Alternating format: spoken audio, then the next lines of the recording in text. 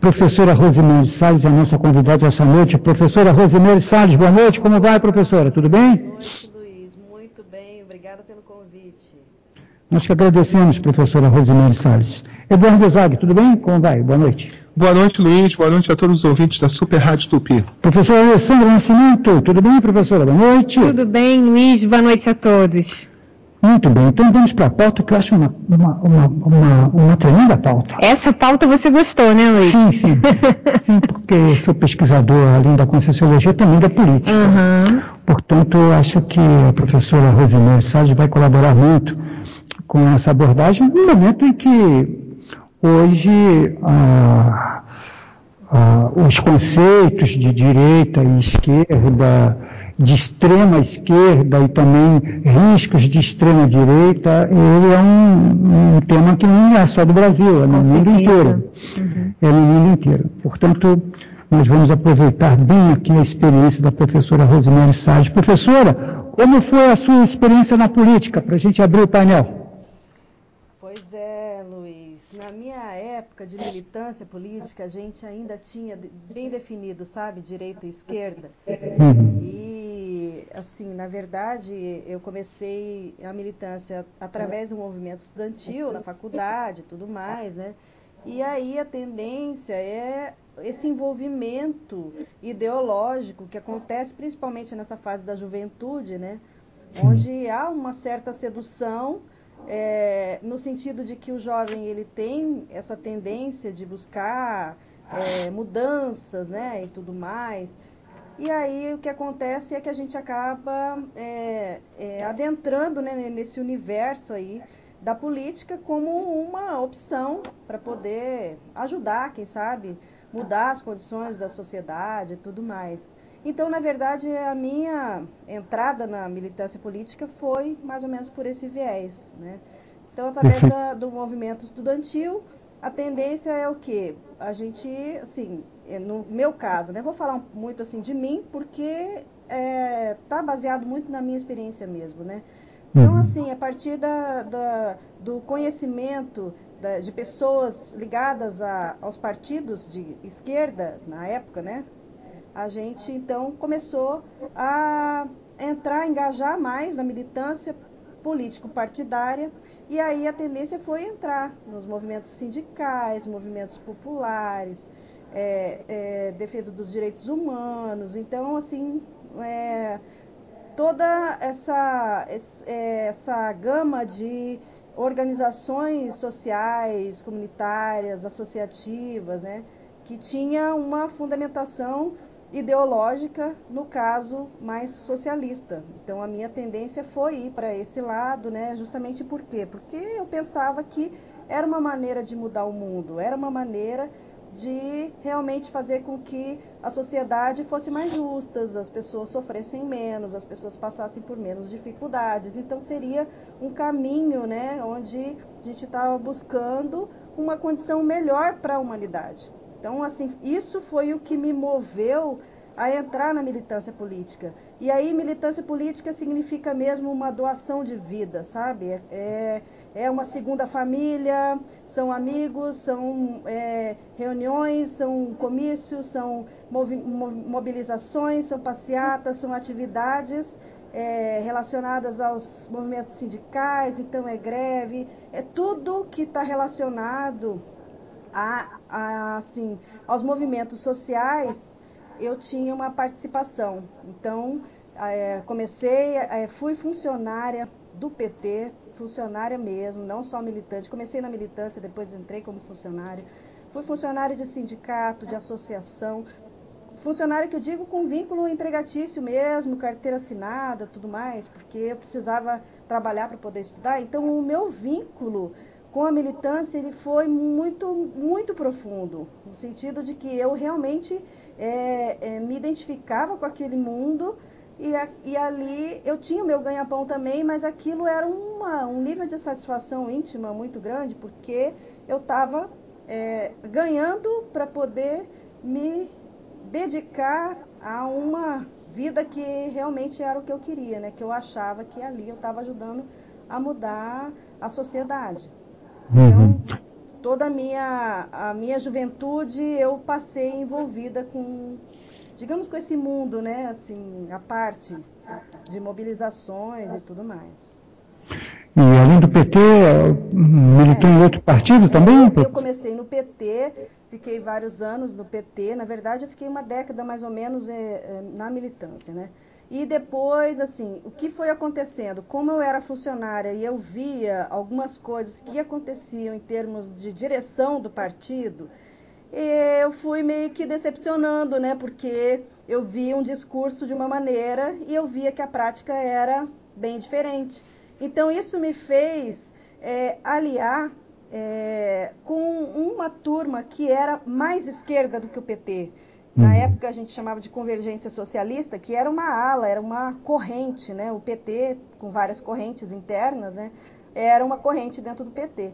E aí essa corrente, ela era mais radical, ela era a favor da revolução armada mesmo, que a gente fosse aprender a manejar com armas para poder um dia tomar o poder, e o poder ele não ia poder ser constituído se não houvesse essa participação popular. Então, se fosse esperado o governo, não ia ter revolução. A revolução é pelo povo, então, para a gente chegar lá, a gente ia ter que... Eu era contra, mas assim, a ideologia como um todo eu concordava. Então, eu acabei me afinizando com essa turma, que depois foi expulsa do PT, justamente porque batia muito de frente. O PT estava indo por uma linha mais da negociação e nós éramos na linha mais do embate político mesmo, né? Então, a gente rompeu com o PT e essa corrente, junto com outras correntes também mais radicais do PT, a gente fundou o PSTU, que é o Partido Socialista, Partido Unificado dos Trabalhadores. Não, peraí, PSTU, Partido Socialista... Nossa, já não lembro mais. Trabalhadores... Partido Socialista dos Trabalhadores Unificado. Por que unificado? Justamente porque ele estava reunindo todas essas correntes mais esquerdistas, mais, na época, chamadas de xiitas, né? Nós éramos chamados de xiitas justamente porque a gente tinha uma linha de atuação muito mais radical, mais da greve, mais da disputa, mais do embate com o governo, menos negociação, né? Então, por isso, o unificado do PSTU, contra o burguês, vote 16. Era o lema do PSTU. Então, eu fui mais para essa linha. Então, quer dizer, na verdade, o meu rompimento com o PT... ele foi ideológico já desde aquela época, 90, 80 e final dos anos 80 e início dos anos 90, que foi a época da minha militância, né? Então a cartilha era mesmo para fazer a luta armada, é isso? Na verdade, assim, como essa ala era muito radical, tinha uma grande parte que defendia isso. Eu e alguns amigos, a gente não era a favor da luta armada, mas a gente achava que seria inevitável. Eu não conseguia me imaginar pegando numa arma para fazer uma revolução, mas eu pensava assim, um dia isso vai ter que acontecer, porque como que nós vamos mudar esse país? Vai ter que ser através da revolução. A gente não conseguia pensar diferente, entendeu? Então, assim, mas é lógico, tinha uma turma que achava, sim, que tinha que ir para Cuba, fazer treinamento lá, aprender a manejar, entendeu? Em armas e tudo mais, para a gente estar preparados para esse momento, caso um dia acontecesse. Então, tinha, sim, uma ala no nosso grupo, né? Uma dessas correntes, ou algumas dessas correntes que defendiam isso. Não era como eu pensava, mas era, assim, tinha essa tendência. Então, por isso que até eu coloquei esse tema da consciência revolucionária, justamente por isso, porque tem um padrão, um comportamento muito bélico nisso tudo. Sim. Né? Imagina você, hoje quando eu penso isso, é assim até, sabe, constrangedor, porque você imagina um grupo que está se propondo a fazer uma revolução, e o que é a revolução? Revolução, gente, é morte, não tem como, assim... inevitável, né? Porque se o governo ele vai defender o seu poder e a gente quer tirar esse poder, é lógico que vai ter um embate, né? E esse embate aí não vai ser civilizado, digamos assim, não vai ser na base da negociação, justamente porque nós não concordávamos muito com isso, né? Então a gente pensava assim, se está no governo, se está no poder, então paredão para eles, entendeu? Então é mais ou menos por aí que a gente pensava, ou seja, tinha um pensamento assim muito bélico mesmo, muito, sabe, negativo, muito pesado. Hoje, entendendo um pouco de Conscienciologia, né, depois de tantos anos, mais de 20 anos aí de voluntariado na Conscienciologia, a gente consegue entender mais isso, inclusive a questão das energias, né? Você vê assim que esses ambientes são muito pesados energeticamente, né? Imagina, as pessoas elas estão pensionizando, estão pensando o mal do outro, estão querendo o mal do outro. Então isso não tem um padrão muito positivo de energias, né? Então agora você imagina você estar envolvido naquele meio. É isso o tempo inteiro, né? Então eu penso que o caminho mais saudável é justamente a compreensão da negatividade, né, dessas posturas, rumo mesmo a uma condição mais de serenidade íntima. Por quê? Porque quando você está bem, quando você está tranquilo, você consegue ter uma participação mais lúcida, mais ponderada, com mais discernimento. Isso faz muita diferença, ao invés de você ficar lá no microfone, aos berros, na gritaria, só brigando, só discutindo, só criticando, que era o que a gente fazia, né? Sem dúvida. Bom, a pergunta que vai ficar no ar logo será respondida pela professora Rosemary Salles depois do intervalo, é o que fez a professora mudar as opiniões. Okay. Logo depois do intervalo, você confere aqui na Super Rádio Brasil. Até já, ouvintes. Professora Rosemary Salles, economista, empresária, escritora, pesquisadora da Conscienciologia desde 1994, nossa convidada essa noite. Antes de entrar na etapa, o que fez a professora mudar as opiniões, a Alessandra quer fazer um comentário, uma pergunta, professora? Que me chamou muita atenção abertura, né? Quando a Rose comentou sobre que era difícil pensar diferente. Né? E eu queria saber se nessa época, Rose, você tinha algum tipo de experiência energética ou não? Você não tinha nada, não entendia nada de Conscienciologia, não tinha nenhuma experiência parapsíquica, projeção, não tinha nada? Sabe, Alessandra, é até paradoxal. Eu tinha muita experiência com parapsiquismo na minha infância, muita experiência com intuição, com parapsiquismo mesmo, com telepatia com a minha irmã, eu tinha muita experiência. Até sair do corpo lúcida eu saía. Eu tinha muito interesse, eu queria fazer faculdade de parapsicologia, para você ter uma ideia. Era meu sonho fazer faculdade, mas não existia, né, na minha cidade, nem nada. E de repente, quando eu entro para a faculdade, a minha vida dá uma guinada, né? Então, o que aconteceu nisso tudo? O fato de eu ter sido convidada para entrar no centro acadêmico, comecei pelo centro acadêmico, me aproximou muito de um grupo de pessoas que estavam mais ligadas com esses movimentos, né? E eu fui, na verdade, foi como se eu fosse esquecendo, entre aspas, mas eu fui dando valor a questões mais das ideias, da ideologia em si, do materialismo, e eu fui negando para mim mesma a minha própria experiência. Então, eu começava a falar para mim mesmo, não, aquilo lá foi tudo coisa da minha cabeça, não, aquilo não aconteceu, não era bem assim, tudo é fruto da mente.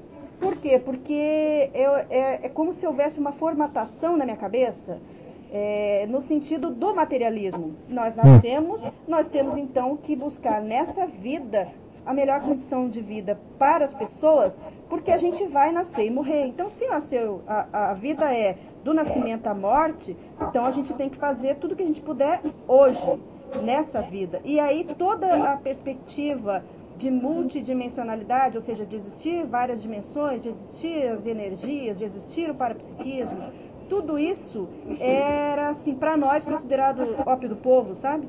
Porque Marx falou isso, né, Marx, no sentido de que tudo passava a ser visto como religião, como fuga da pessoa para ver a própria realidade. O que a gente buscava é fazer a consciência de classe para as pessoas, mostrar para a pessoa que se ela estava em determinada classe social, ela poderia, através da conscientização política, mudar a condição dela. Então tudo era para um foco da intrafisicalidade, do materialismo, dessa vida humana. Então foi como se houvesse uma negação, sabe, das minhas próprias experiências. Então, assim, na verdade, hoje eu posso dizer com mais tranquilidade, eu penso que, de certa forma, é uma lavagem cerebral mesmo, né? Que eu não sentia nada disso, eu me sentia totalmente engajada porque eu concordava com aquilo tudo. Mas, no fundo, era isso, era uma negação da minha própria história, das minhas próprias experiências. Sem dúvida. Professora Rosemary, e o que a fez mudar essas opiniões? Justamente foi o parapsiquismo. Por quê? Porque eu estando engajada nos movimentos, cada vez mais eu participava de movimentos nacionais, Congresso Nacional da UNE, Congresso Nacional da CUT, Fundação do PSTU Nacional, eu fui, todos assim, os eventos grandes nacionais eu estava presente. Então o meu engajamento era muito grande mesmo. Nada que acontecesse me faria sair daquele grupo, porque eu era como se fosse a minha família mesmo, né? Eu me identificava totalmente com as pessoas e com as ideias. E aí o que acontece? Eu era apaixonada por uma pessoa, a gente tinha um relacionamento, nós éramos assim, nós nos amávamos mesmo, foi assim, grande amor da minha vida, né? Até aquele momento. E ele era militante também, era liderança nacional, participava de federação nacional, reunia com o ministro, enfim. Ele sofreu um acidente, ele ligou para mim e falou assim, vamos morar juntos? Ah, nossa, eu achei assim, poxa vida, né, morar junto, vou perder minha independência, porque eu totalmente feminista, né, independência, imagina. Ah, vamos, e agora, né? Aí ele falou, não, vamos fazer uma coisa, eu tô indo para aí, vou para sua casa e nós vamos conversar, mas eu quero que a gente vá morar junto. Ele desligou o telefone e saiu para ir na minha casa. E, assim, menos de 500 metros da minha casa, ele sofreu um acidente e ele morreu. Agora, você imagina, na minha cabeça, a pessoa que eu amava simplesmente me chama para morar com ele e morre no meio do caminho. Eu entrei em surto, eu quase que, assim, pirei, né? Porque, para mim, é como se o meu mundo tivesse caído, acabou a minha vida. Não tinha nada mais fazer sentido. Como assim morreu? Aí começaram as minhas crises. Crises em que sentido? Eu comecei a questionar todo aquele meu materialismo. Mas espera aí, ele morreu, ele foi para onde? E agora? Eu posso me encontrar com ele? Existe vida após a morte? Essas eram as questões que começaram a levantar na minha cabeça, que não tinha nada a ver com a política, que não tinha nada a ver com os meus amigos, que era uma questão íntima minha. Como que eu vou fazer agora, daqui para frente? Como é que eu entendo essa realidade? E eu tinha minha família, que era espírita, totalmente voltados para esse lado da espiritualidade, que eu negava, e eu falava que eles eram alienados, inclusive falava isso para eles, que eles eram alienados políticos, porque ficava justamente, né, cegos para a conscientização de classe, cuidando do lado espiritual. E eu estava ali naquela condição querendo entender, afinal, o que era essa espiritualidade. Esse momento na minha vida foi decisor, ele foi marcante, ele foi assim um divisor de águas. Por quê? Porque dali eu fui buscar, afinal, o que acontece depois da morte. E qual foi a minha tendência? Eu comecei, como eu era muito questionadora e eu duvidava de tudo, porque eu tinha o filtro do materialismo na minha cabeça, por mais que eu quisesse acreditar que ele estava vivo, dentro de mim eu falava, não, isso é bobagem, né? Isso aí foi a religião que fez para poder as pessoas não pensarem que elas estão sendo exploradas. Eu comecei a buscar em várias linhas de doutrinas, de religião, comecei a ir em templo, negócio de pirâmide, tudo que me falavam, assim, que tinha alguma coisa além, né, daquela minha experiência ali de militância, eu comecei a visitar, eu comecei a ver se fazia sentido, se alguém me traria alguma resposta para aquela experiência que eu estava vivendo. Inclusive, cheguei a fazer terapia de vidas passadas para ver que história é essa, qual era o fundamento disso, né? E aí, o que aconteceu foi que uma experiência no espiritismo de uma pessoa que eu não conhecia, a pessoa me ligou, nem sabia quem era ela, falando, olha, eu recebi uma mensagem espírita do seu namorado, falando que ele está bem, que ele sentiu uma tontura, porque ninguém conseguia explicar, porque um acidente tão bobo daquele, a pessoa estava indo e de repente, daqui a pouco, um acidente bobo que a perícia foi lá e não achava a causa. E aí a pessoa falou, não, ele tá bem. Aí eu falei, poxa vida, como assim? Como que essa pessoa que nem me conhece sabe que eu perdi e que essa pessoa tá me dando... Aí eu falei, não, peraí, tem algum fundamento nisso. E aí sim eu fui buscar informações sobre o que seria essa vida após a morte. Então eu cheguei no Espiritismo, e aí do Espiritismo, uma palestra do IPC, né, na minha cidade, me levou então a ver esse outro lado do estudo dos fenômenos parapsíquicos de uma maneira mais técnica, mais científica, né? Isso me atraiu mais. Falei, bom, então quero entender o que são esses fenômenos para ver se realmente eu vou conseguir um dia me encontrar com ele. Então, na verdade, o que me fez me afastar da militância foi um evento traumático e não necessariamente uma discordância ideológica, digamos assim. Talvez eu estivesse lá até hoje se eu estivesse com ele, entende? Isso fez todo o direcionamento da minha vida.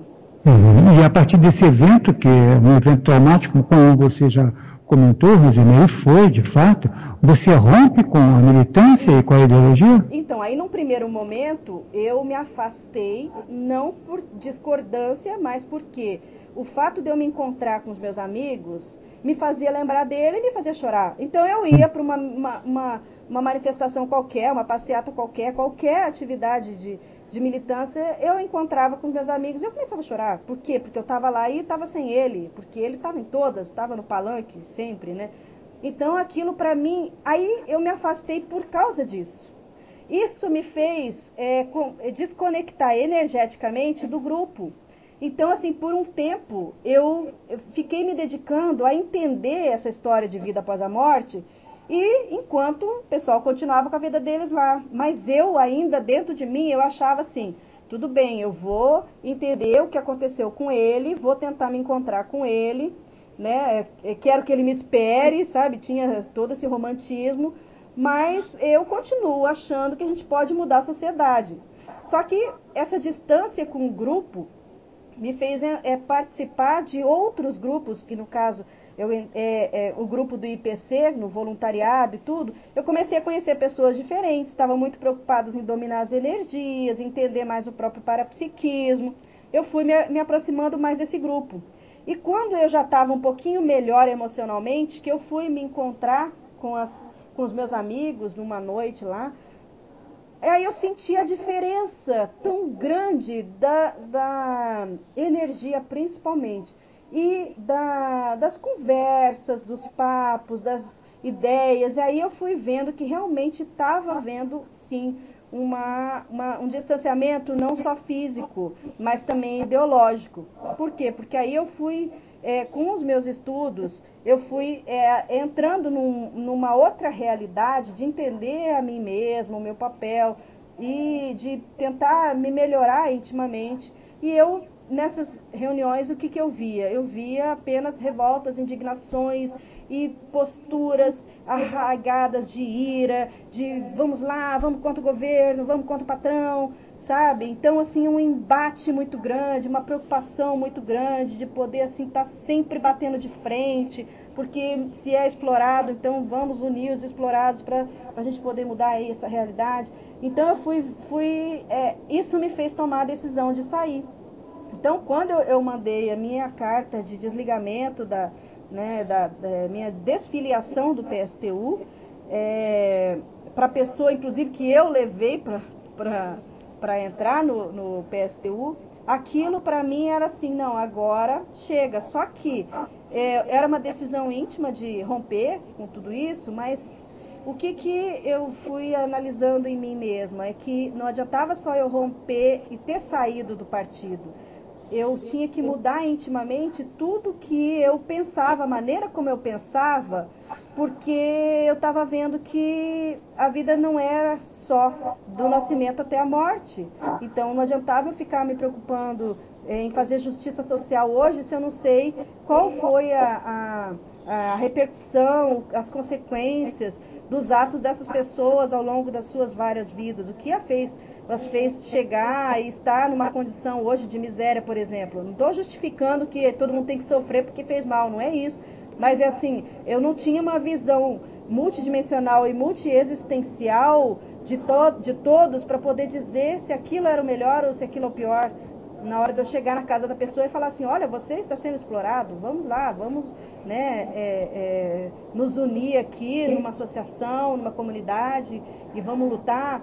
Então, assim, essa palavra lutar foi tendo uma outra característica para mim. Então, esse distanciamento ele foi aconteceu fisicamente no sentido do afastamento do grupo, depois no desligamento mesmo da desfiliação partidária, mas também foi acontecendo em termos de pensamento, de compreensão da influência ideológica que eu tinha dentro de mim e que foi como se eu fosse tendo uma certa libertação, né, na maneira de pensar para um pensamento mais livre, mais eu mesma, mais no sentido da compreensão mesmo de quem eu sou, qual é o meu papel, o que eu estou fazendo, como que eu posso ajudar melhor as pessoas.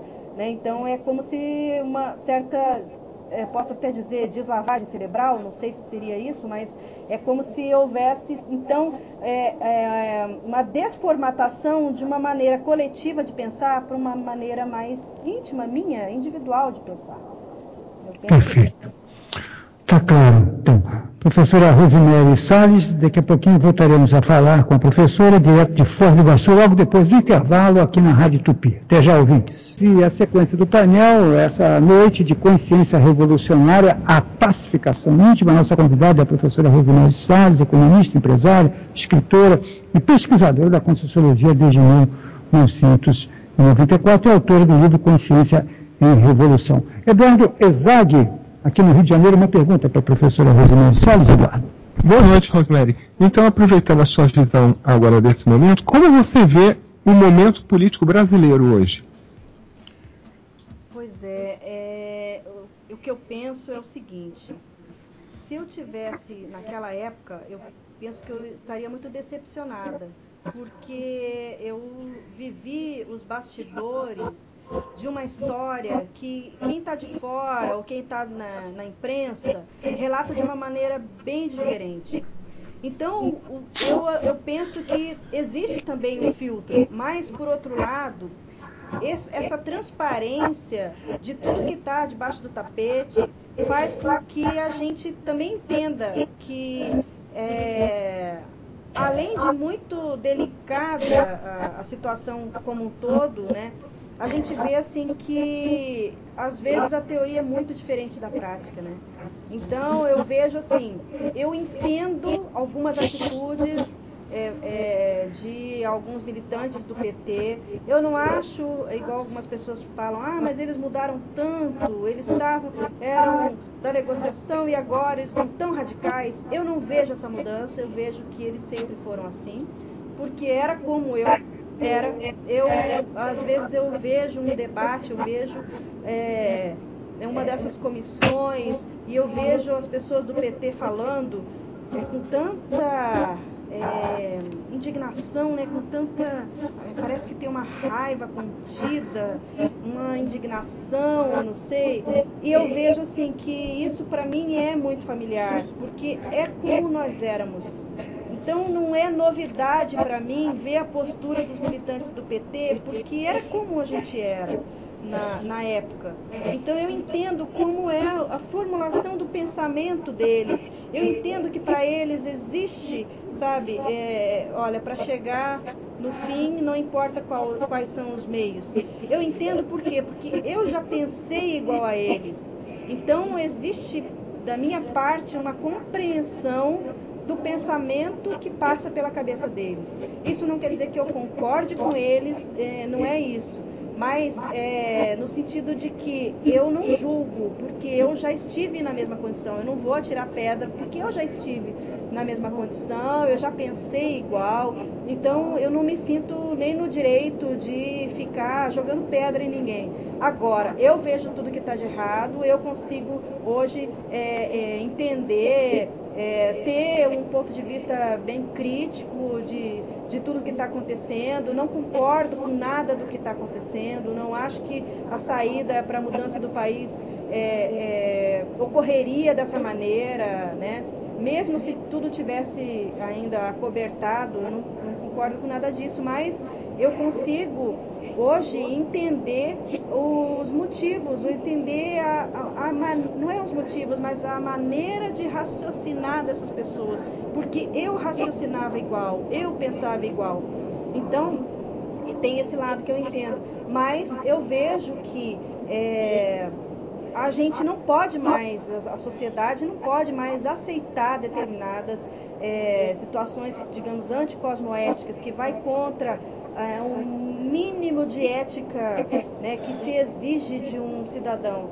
Então, se a gente vê se a própria história do PT, dos movimentos sociais e tudo mais, era lutar por uma sociedade mais justa, e a gente vê que as mesmas pessoas que estavam nessa militância desviaram tanto dinheiro e tiraram tantas escolas e hospitais, tanta comida da boca da própria população, isso realmente é uma coisa assim que me deixa triste, sabe? É triste ver que caminhou para esse lado, né?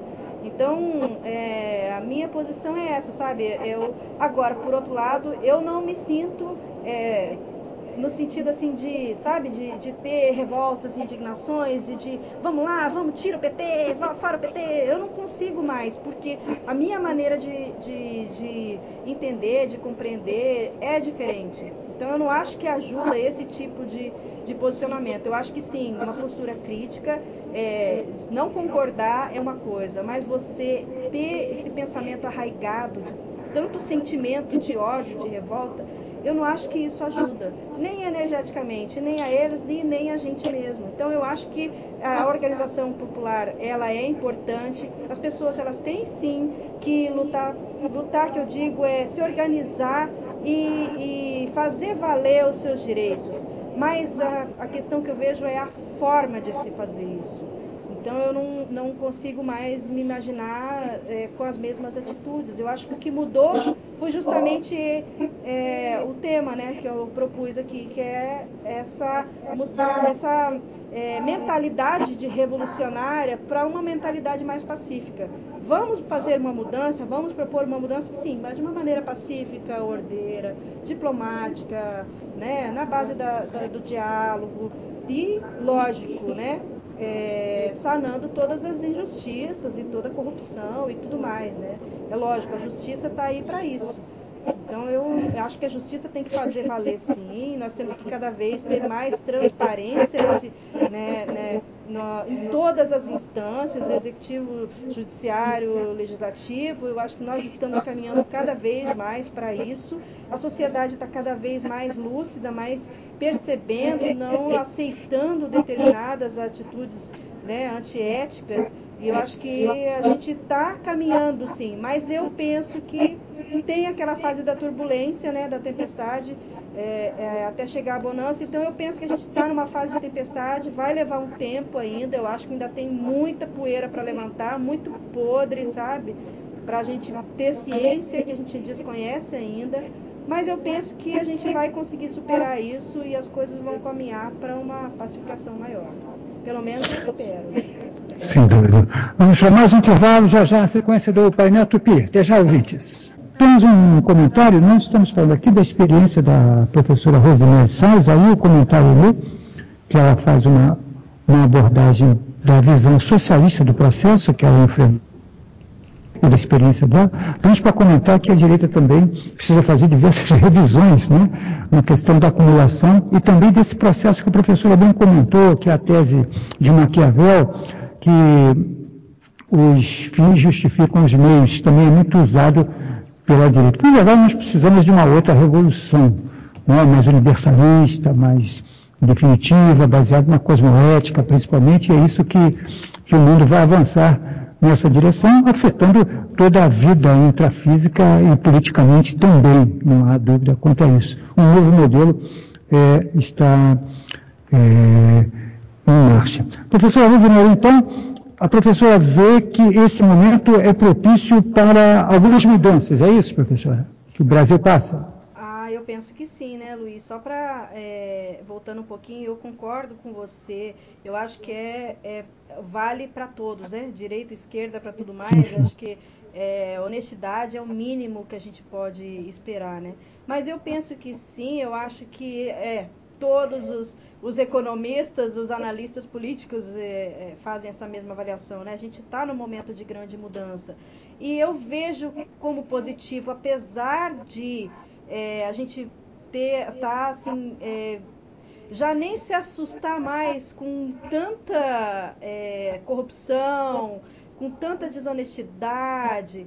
Eu penso que a perspectiva é positiva. Por quê? Porque só do país ter esse nível de transparência maior, da gente ter uma pessoa como Sérgio Moro bancando tudo isso, servindo de exemplo, eu acho que isso faz com que a gente vá mudando os nossos valores. Porque se a gente pensar no passado, rouba mais faz, político rouba mesmo, a mentalidade sempre foi essa das pessoas, né?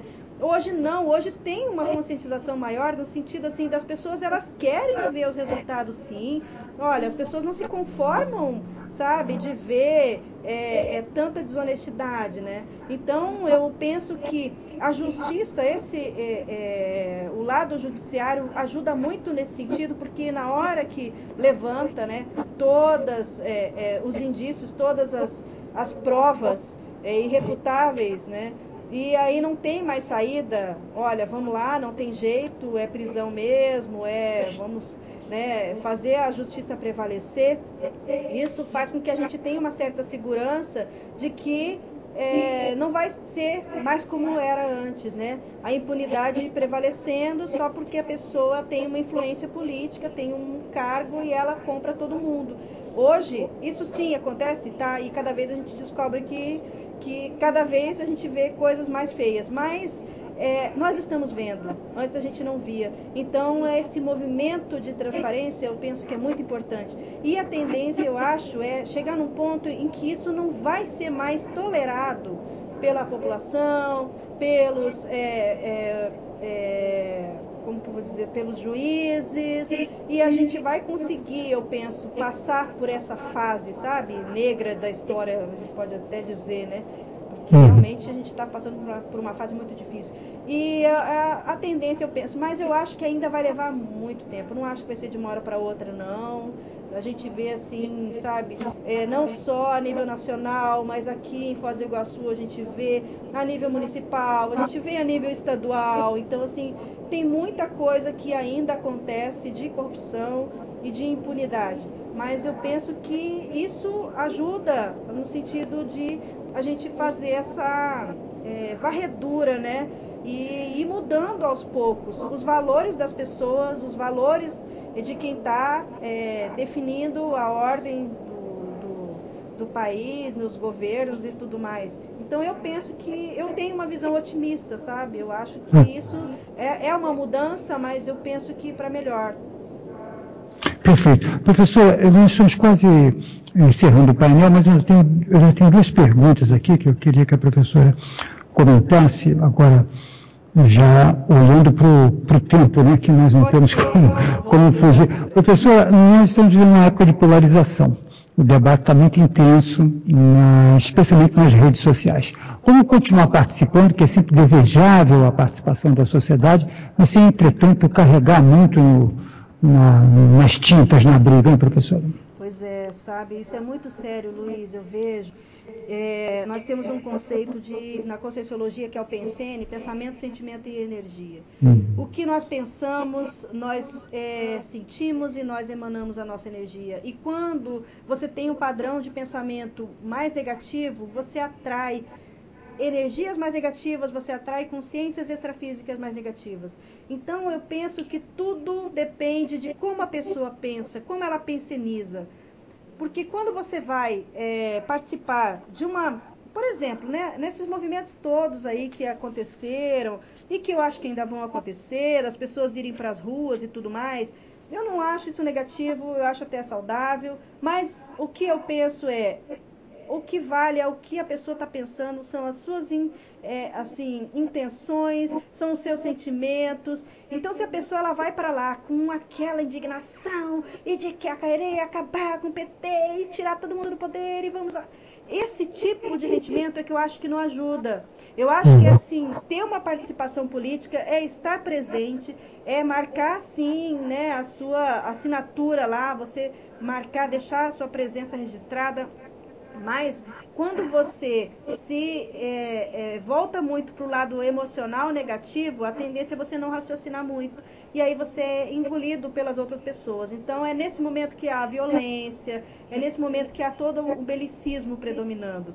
Então se a pessoa ela tem um padrão de pensamentos mais positivos, no sentido de ter a criticidade, sim, você é crítico, você é contra o que está acontecendo, mas você está ponderando, você está racionalizando isso de uma maneira saudável, sem emocionalismos exacerbados, que eu acho que isso é o que prejudica. Professora, eu queria que a professora comentasse um minuto por falar em violência no laboratório que está sendo construído aqui no Rio de Janeiro, mais precisamente em Saquarema, para atender essas pessoas vítimas de violência, o Pacificário. O que a professora poderia comentar? Como que são as obras, para a gente fechar aqui o painel? Pois é, nós temos no Rio de Janeiro, em Saquarema, um campus do IPC. E esse laboratório, a proposta é justamente a pessoa trabalhar isso que eu fui fazendo ao longo desses anos, né? Que é essa pacificação íntima. Então, o laboratório do Pacificário, ele visa justamente fazer com que a pessoa, ela adentre dentro de si, adentre em si mesmo, ela faça um nível de reflexão íntima sobre as suas tendências, o seu comportamento, as suas ações, os seus pensamentos, e como que ela analisa tudo isso e como tornar isso mais pacífico, menos carregado nas tintas. Então, se a pessoa, ok, vamos lá, não é ser zen e, agora a vida é tudo linda, maravilhosa, paz e amor para você, não é isso. É assim, no meu dia a dia, eu sou mais bélica ou eu sou mais pacífica? Aí a pessoa, ela faz um estudo dentro dela mesma para ela ver como que é a sua manifestação e como que ela pode melhorar. Chego em casa, eu discuto com a minha mulher, com o meu marido, com os meus filhos. Chego no trabalho, como que eu sou com os meus funcionários, né? Como que é a minha relação num balcão com uma balconista? Eu sou exigente, eu exijo os meus direitos, ou eu peço gentileza, né, por favor, com licença. Então eu penso que esse estudo de si mesmo e de como você ir amainando a sua manifestação, acalmando, né, sendo menos bélico. Eu penso que o laboratório ele vai servir justamente para a pessoa conseguir fazer esse nível de reflexão, de autorreflexão, para poder conseguir um nível de pacificação íntima maior. Sem dúvida. Professora, o tema é muito bom, voltaremos a falar em uma nova oportunidade. Queria agradecer a presença da professora aqui no programa. Obrigado e uma boa noite, professora Rosemary Salles. Boa noite, eu que agradeço a todos os ouvintes e aos colegas também. Obrigada.